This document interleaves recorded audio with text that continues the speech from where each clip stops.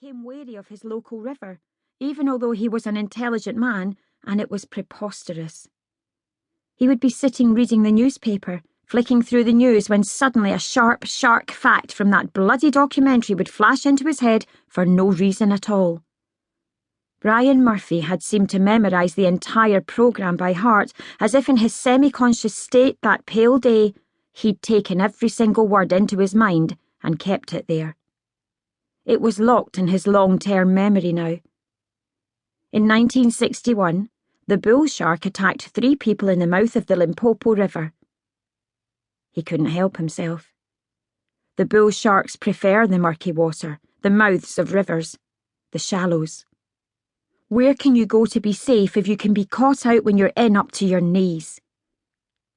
Upstream of the Ramu River, on the northwest coast of Papua New Guinea, a shark attacked a teenage girl.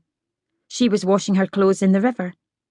The film hadn't shown the girl, it had just shown the river, the spot where it happened.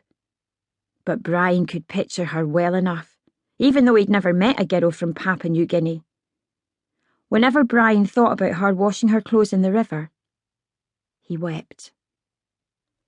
He could see her dark hair, black, flowing down her face and dark skin and bare arms. He pictured a basket empty, waiting for clothes. And there she was in thigh-deep water. Thigh-deep. Not the deep, deep sea. Thigh-deep, mind. Witnesses said the shark grabbed the girl around her thigh, severing her leg. She died. She died. Blood loss. Brian couldn't help himself.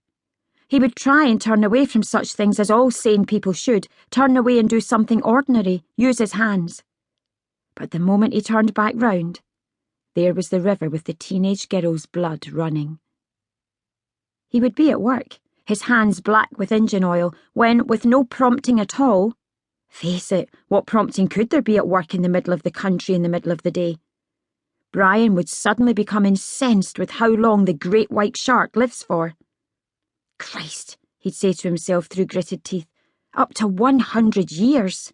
Older than I'm going to live. He didn't like to think about that either. His own death, moving towards him, under the water, unseen and unsuspected. He would be measuring the space where the new engine was to be fitted when the great white shark's likely measurement would rush into his mind, stealing the show. Up to 25 feet long. That's more than 4 times my height, he thought to himself. He shook his head and stopped for a smoke. He inhaled deep, the smoke swirling around him in front of his face, his fingers stained yellow on the insides. As he got older, as his teenagers grew up and left home, it didn't get any better.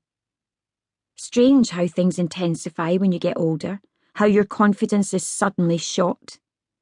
Even Brian's speaking voice wasn't as loud as it used to be. A couple of years after his first grandchild appeared, his daughter innocently suggested visiting the aquarium altogether, a family thing.